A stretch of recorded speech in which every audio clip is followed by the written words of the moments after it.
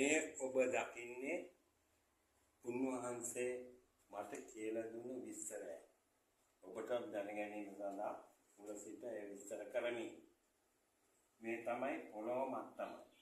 මේ පොළොව උඩ අතිවාරම දාලා අඩි 3ක් පමණ උසට එහෙම බැම්මක් වදිනවා. ඇයි ඊට උඩින් තමයි මේ නිර්මාණ ආකාරයට විසිතුරු විදිහට නිර්මාණය කරලා තියෙන්නේ.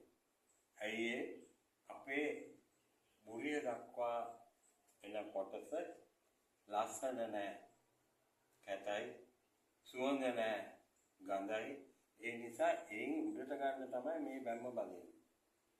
මල්ලාසනේ උනත් තියෙන්නේ ඒ උසින්. දැන් එතනින් උඩට තමයි මා ඔබට මේ විස්තර කරන්න යන්නේ. මේ විදිහට එළියට නෙලාපු රවුම් 3ක් ඔබට දැක ගන්න පුළුවන්. මේක නම් සෑම වාසනා කෙනෙක්ම සෑම චෛත්‍යයකම දෙලෙසම තියෙනවා මා දැක්කා. එහෙමත් ඒක තමයි ඒක නැත්තේ. එතකොට මේ පළවෙනි රවුම අනිත් දෙකට වැඩිය එළියට නෙරලා තියෙන්නේ මේ. ඔබට ඒක දැකගත හැකි සෑම චෛත්‍යයකම. එතකොට ඇයි මේක එළියට නෙරලා තියෙන්නේ? බුද්ධ ආගම දන්නේ නැති කෙනෙක් බුද්ධ ආගම ඉගෙන ගන්න ඕනේ නැහැ. එයා ඉස්ලාම බුද්ධ චරිතය ඉගෙන ගත යුතුයි. ඒක නිසා මේ තියෙන්නේ ඒ බුද්ධ කියන චරිතය. ඒක නිසා තමයි ඒක යටින් ලොකෝට දාලා තියෙන්නේ. එතකොට බුද්ධ චරිතය දැනගත්තාම ඊළඟට ඔබ දැනගන්න ඕනේ ධර්මය කියන්නේ මොකක්ද? මේ තියෙන්නේ ධර්මය. දෙවෙනි කවාකාර එළියට නෙරපු කොටසට අපි කියන්නේ ධර්මය කියලා. මම මෙතන දීලා තියෙනවා ධර්මය. මේක බුද්ධ. ඊළඟට ධර්මයත් ඔබ දන්නවා නම් ඉගෙන ගත්තා නම් ටිකක් දුර. ඔබට කොහොම ධර්මය ඉගෙන ගන්න අවුරුදු ගාණක් යයි. නමුත් ටිකක් ධර්මය ඉගෙන ගත්තට පස්සේ ඔබ සංඥා ගැන දැනගත යුතුයි. මේ තුන්වෙනි නෙරාපු කොටසෙන් නිරූපණය කරන්නේ අපේ ආනන්ද හාමුදුරුවෝ සිට අද දක්වා මේවා කරපින්නාගෙන ධර්මයේ කරපින්නාගෙන ආපු සංඝයා වහන්සේ. ඒ ගැන ඔබ විස්තරයක් දැනගත යුතුයි. මේ හාමුදුරුවෝ ඇතුළු අනිත් සංඝයා වහන්සේලා ගැන. ඒක නිසා පළවෙනි එක ධම්ම, දෙවෙනි එක ධර්මය, ඊළඟට සංඝ. කියන තුනේ අවබෝධයක් ඇති වුණාට පස්සේ තමයි මේ චෛත්‍ය ගැන ඔබ දැනගත යුත්තේ. මා දැන් පටන් ගන්නවා මෙතනින්. චෛත්‍ය සාමාන්‍ය අර්ධ ගෝලාකාර විය යුතුමයි. වෙනත් හැඩයට නැහැ. ඒ බුද්ධ ආගම නෙවෙයි. ඒ කොන්ත්‍රාත් කරුවන් සහ බාහුවන්ලා ඒගොල්ලන්ට පහසු විදියට හදපු ඒවා තමයි වෙන හැඩයන්ට තියෙන්නේ. කතා හදන්න පුළුවන් අය ඒවට කතා නිර්මාණය කරලා තියෙනවා. නමුත් කතාව තියෙන්නේ මෙතන ඇත්ත කතාව. බුද්ධ කතාව. මේක. ඉතින් මේ කතාව මා දැන් විස්තර කරනවා. මෙන්න පටන් ගන්න තැන. අපි සඳහන් කරනවා එතනින් කෙනෙක් ඉපදුනා කියලා. හරි.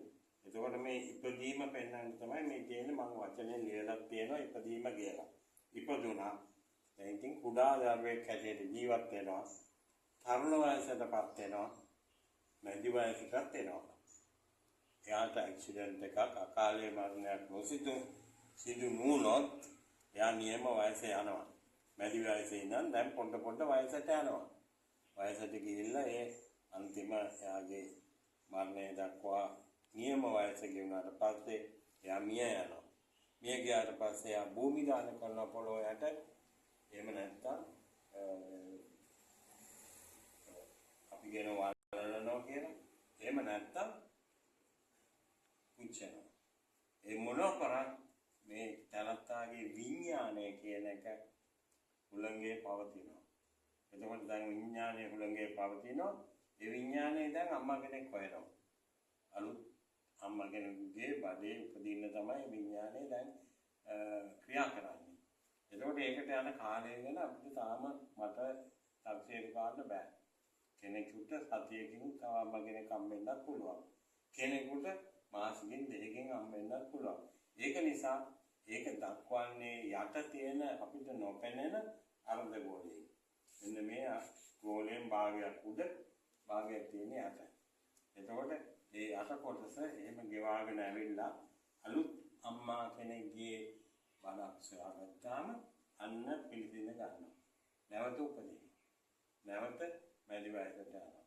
නැවත වයසට යනවා, මිය යනවා. ආයි තව අම්මා කෙනෙක්ගේ බණක් හොයාගෙන යනවා.